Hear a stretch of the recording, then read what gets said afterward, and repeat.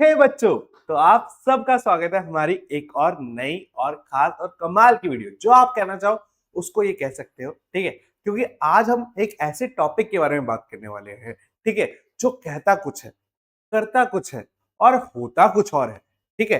तो आप सब रेडी हो मेरे साथ उस टॉपिक के लिए चलने के लिए? तो आज हम डिस्कस करने वाले हैं प्रूफ ऑफ इरेशनैलिटी, ठीक है। कि हमारे 10th क्लास के चैप्टर नंबर 1 में ये सबसे इंटरेस्टिंग टॉपिक है, ठीक है, जिसमें होता कुछ है, करते कुछ है और प्रूफ कुछ और हो जाता है, ठीक है। तो देखते हैं इस चैप्टर को, इस चैप्टर के इंटरेस्टिंग टॉपिक को और समझते हैं इस बात को, ठीक है। तो स्टार्ट करने से पहले मैं बता दूं कि ये जो टॉपिक मैं आपको करवाने वाला हूं, ये 10th क्लास का one of the important topic है, ठीक है। और मैं ऐसे ही शॉर्ट शॉर्ट वीडियोस आपके लिए और लाता रहूंगा ऐसे ही इंटरेस्टिंग टॉपिक्स पे, ठीक है। तो ज्यादा टाइम वेस्ट ना करते हुए चलते हैं हम अपने टॉपिक पे, ठीक है। तो आज हम बात करने वाले रूट 2, रूट 3 और रूट 5 किस तरीके से इरेशनल है इस बात पे, ठीक है। बच्चों समझ में आई बात? अब स्टार्ट करते हैं सबसे पहले रूट 2 के साथ। किसके साथ स्टार्ट करते हैं? रूट 2। हमें प्रूव करना है कि प्रूव दैट रूट 2, ठीक है, प्रूव दैट कि रूट 2 जो है वो क्या है? इरेशनल। क्या है? इरेशनल है। हमें ये बात प्रूव करनी है। अब मैंने आपको वीडियो की स्टार्टिंग में क्या बोला कि यहाँ पे हम करते कुछ और है और हो कुछ और ज्यादा। तो उसी से स्टार्ट करते हैं। बोला हमें इरेशनल है, ठीक है, बट हम मानेंगे इसको रैशनल। क्या मानेंगे? रैशनल, ठीक है। तो स्टार्ट करते हैं लेट से, ठीक है। क्या करते हैं? लेट। लेट और मैथ्स का जो संबंध है वो बहुत पुराना है, आप सबको ही पता है, ठीक है। तो सॉल्यूशन लिखते हैं, ठीक है, और स्टार्ट करते हैं। तो लेट कर लेते हैं, लेट रूट 2 इज रैशनल। हम मान लेते हैं पहले कि रूट 2 जो है वो क्या है? एक रैशनल है। अगर रूट 2 रैशनल है, ठीक है, तो अब रैशनल की कुछ बातें इसको फॉलो भी करनी पड़ेगी। जैसे कि हमें ये पता है कि रैशनल नंबर्स वो होते हैं जिनको हम p अपॉन क्यू की फॉर्म में लिख सकते हैं।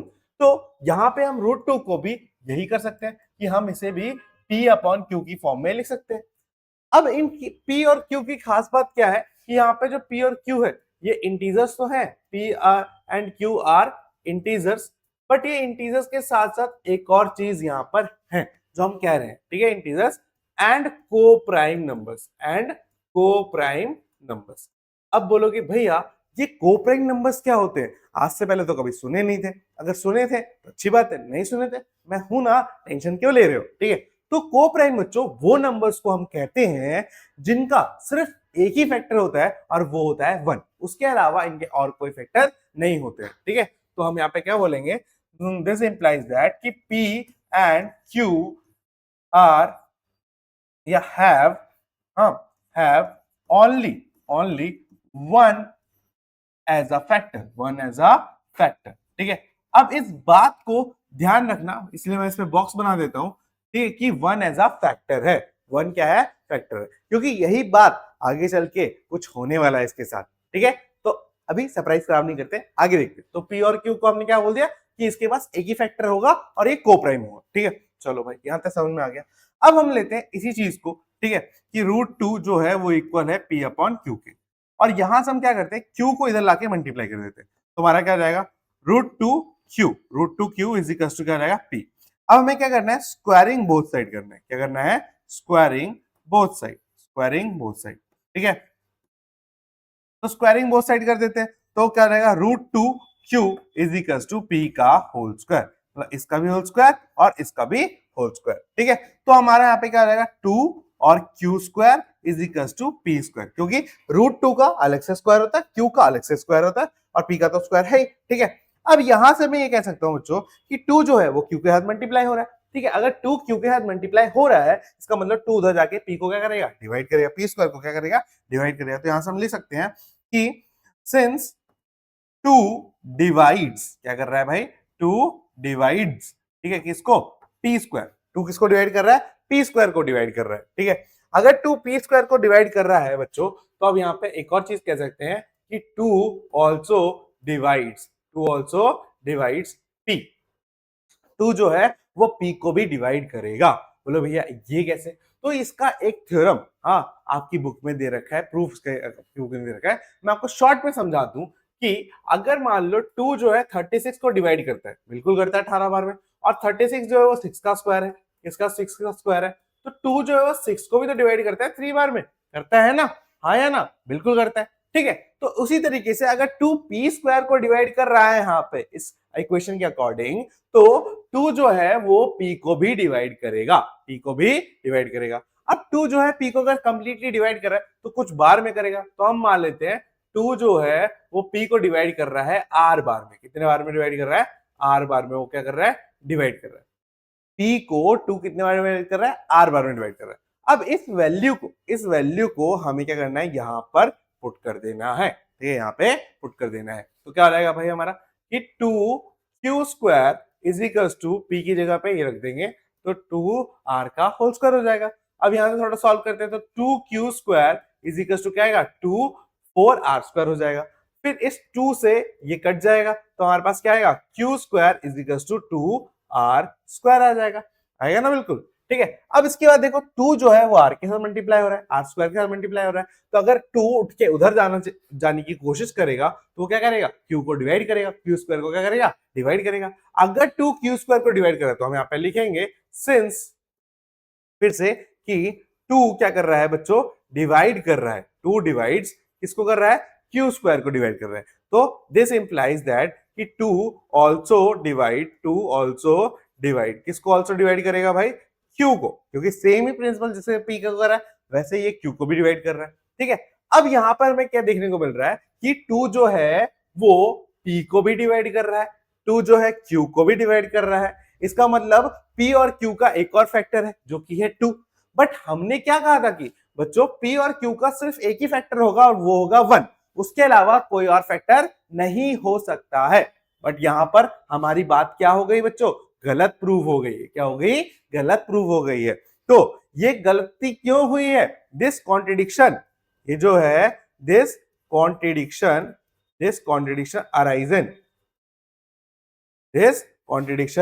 अराइजन, ये लाइन सबसे इंपॉर्टेंट है, इसको रट लेना, ठीक है। This contradiction arisen due to, ठीक है, arisen due to our wrong assumption, ठीक है। ये गलती हमसे क्यों हुई? क्योंकि हमने गलत चीज मान ली थी, ठीक है। इस लाइन से पहले एक और चीज लिख देना बच्चों, हाँ, ताकि एग्जामिनर आपके नाक्स जो है वो बिल्कुल ना काट पाए कि 2 is a common factor of P and Q। ये बात तो है, हमने लिखी नहीं थी बस। तो 2 है कॉमन फैक्टर, बट हमने क्या बोला था? 2 P और Q का सिर्फ एक ही फैक्टर हो सकता है और वो है 1, ठीक है। बट हमने यहाँ पे गलत प्रूफ कर दिया और ये कॉन्ट्रडिक्शन इसीलिए अराइज हुई क्योंकि हमने गलत चीज मान ली थी कि √2 इज रैशनल। देयरफॉर हम ये कह सकते हैं कि √2 इज इर्रेशनल। आई बात समझ में? इतना इजी है, ठीक है।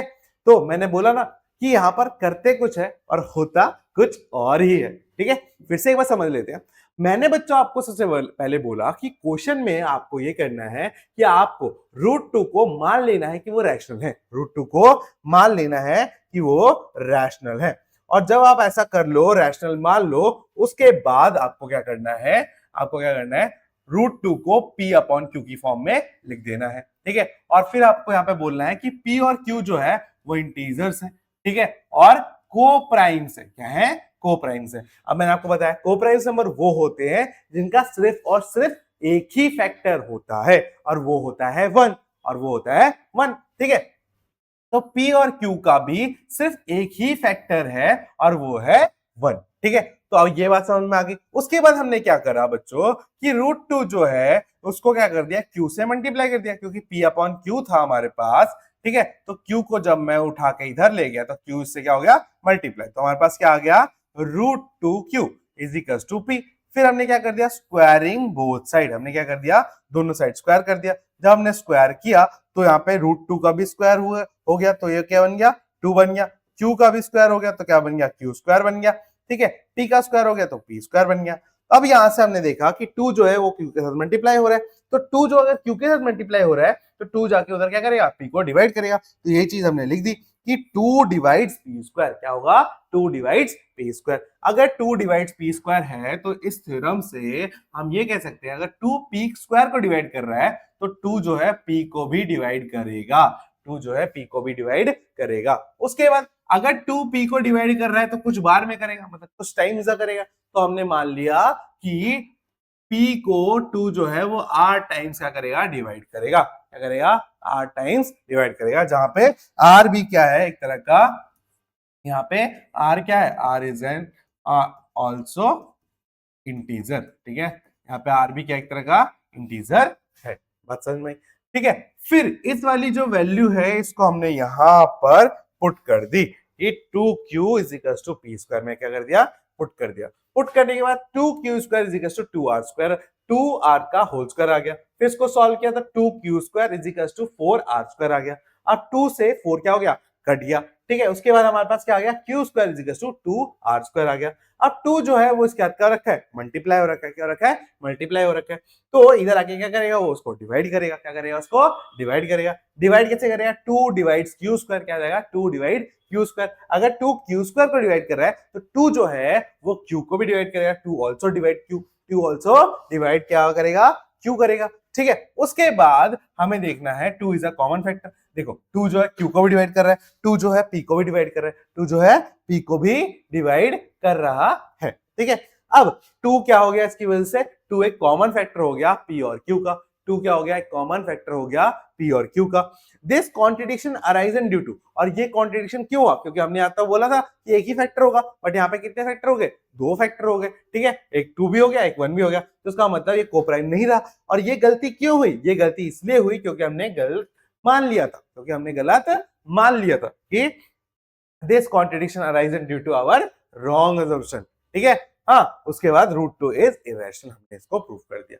ठीक है, बस इतना करना है और आपका √2 क्या हो जाएगा, इरेशनल प्रूफ हो जाएगा। ठीक है, अब नेक्स्ट क्वेश्चन देखते हैं कि √3 को भी क्या करना है, हमें इरेशनल प्रूफ करना है। ठीक है, अब ध्यान से देखना और कैसे करना है वो देखते हैं। ठीक है, पहले कर लेते हैं लेट, क्या कर लेते हैं, लेट √3 इज इरेशनल। मान लेते हैं √3, सॉरी इरेशनल नहीं, रैशनल मानना है। क्या मानना है, रैशनल नंबर हम इसको मान लेते हैं। ठीक है, जब हमने इसको रैशनल नंबर मान लिया तो फिर से हम यही बोल सकते हैं कि √3 जो होगा वो किसके इक्वल होगा, अब ले लो a/b के इक्वल ले लो।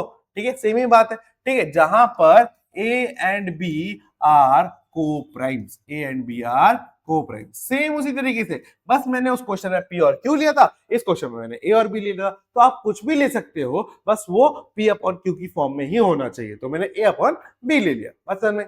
उसके बाद अगर ये को-प्राइम है तो इसका मतलब इनके पास a and b have only one as a factor, इनके पास सिर्फ क्या होगा, 1 ही होगा एज अ फैक्टर। ठीक है, अब क्या करेंगे, b जो है वो उधर आके मल्टीप्लाई करेगा, तो √3b is equal to a हो जाएगा। फिर हम क्या कर देंगे बच्चों, स्क्वायरिंग कर देंगे। क्या कर देंगे, स्क्वायरिंग कर देंगे बोथ साइड पे, स्क्वायरिंग बोथ साइड। ठीक है, स्क्वायरिंग बोथ साइड कर देंगे। अब स्क्वायरिंग बोथ साइड करने के बाद क्या हो जाएगा कि √3b का whole square is equal to a का होल स्क्वायर हो जाएगा, है ना।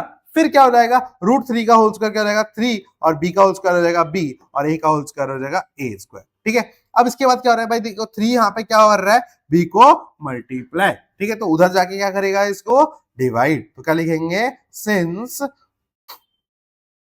सिंस 3 डिवाइड्स कर रहा है, क्या कर रहा है, डिवाइड्स a स्क्वायर, तो दिस इंप्लाइज दैट कि 3 ऑल्सो डिवाइड्स किसको, 3 also divides a, 3 also divides a, 3 जो है a को भी डिवाइड करेगा। अगर 3 a को डिवाइड करता है तो 3 a को कुछ बार में डिवाइड करेगा, तो हम मान लेते हैं दिस इंप्लाइज दैट कि 3 a इज इक्वल्स टू 3 क्या हो जाएगा, 3, जहां पे c is an integer, c क्या है, एक तरह का इंटीजर है।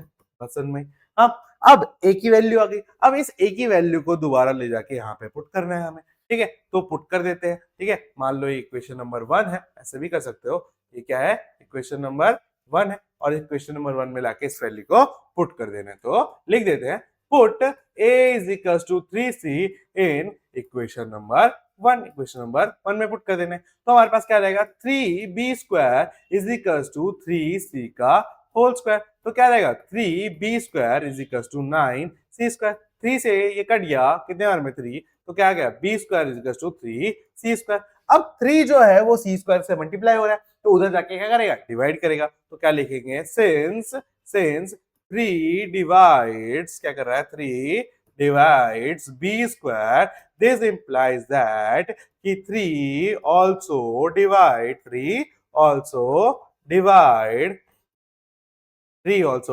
क्या b। अब इसका मतलब क्या है कि 3 is a common factor, 3 is a common factor of a and b।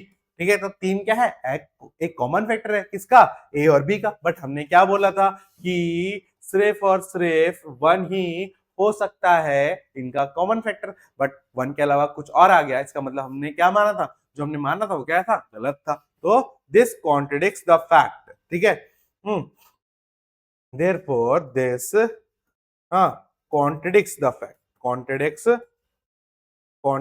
the fact that A and B are co-prime। A and B are क्या A and B are co-prime। ठीक है, A and B so our अब इसका क्या लिखेंगे so this contradiction arisen this contradiction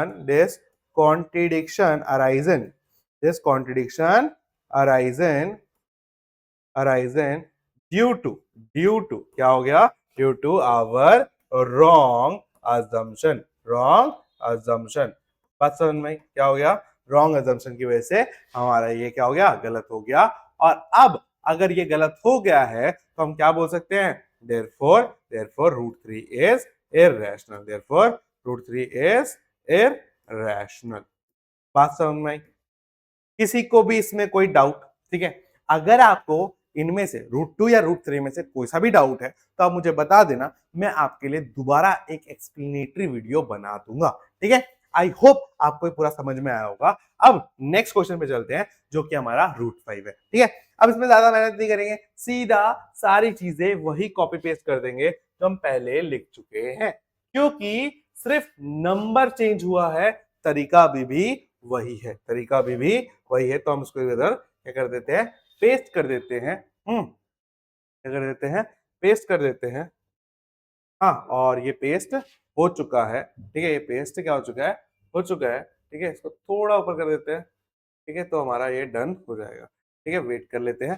ठीक है, अब ये हो गया हमारा, ठीक है, √5 के लिए क्या रहेगा, √5 के लिए हो जाएगा। ठीक है, थोड़ा सा दिक्कत आ रही है, 1 मिनट। और 1 मिनट, चलो ये हटा देते हैं। ठीक है, √5 के लिए हमें करना है, ठीक है। अब √5 के लिए हमें जब करना होगा तो कैसे करेंगे देखो ढंग। ठीक है, लगता है ये बंद ही होगा, एक बार इसको बंद कर देते हैं। कोई नहीं, थोड़ा थोड़ा हो जाता है कभी कभार, बड़ी बड़ी क्लासेस में छोटी छोटी बातें हो जाती है। तो हमारा √5 बचा था। ठीक है, एक काम करते हैं, √5 को मैं आपके लिए होमवर्क दे देता हूँ। क्या देता हूँ, √5 आपके लिए मैं होमवर्क दे देता हूँ, आप √5 को कर लेना। ठीक है, और उसके बाद आप मुझे बताना कि अगर आपको उसमें कोई डाउट आया है या नहीं। बात समझ में? ठीक है, तो हमारा यहाँ तक कंप्लीट हो गया था। ठीक है, आ गया दोबारा √5 आना था। ठीक है, तो √5 वाला आपके लिए क्या होगा, होमवर्क मैं आपके लिए छोड़ देता हूँ। ठीक है, क्या कर देते हैं, ये आपके लिए होमवर्क में छोड़ देता हूँ, करके लेके आओगे ना। ठीक है, तो जो भी होमवर्क करेगा कमेंट सेक्शन में लिख देना कि आई हैव डन भैया, कि मैंने आपका होमवर्क कर लिया है। तो आपसे मिलते हैं नेक्स्ट वीडियो में। अगर आपको ये वीडियो अच्छी लगी होगी और मेरे एक्सप्लेन करने का तरीका अगर आपको अच्छा लगा होगा तो आपको पता है आपको क्या करना है ना। तो मिलते हैं नेक्स्ट क्लास में, तब तक के लिए टाटा बाय बाय।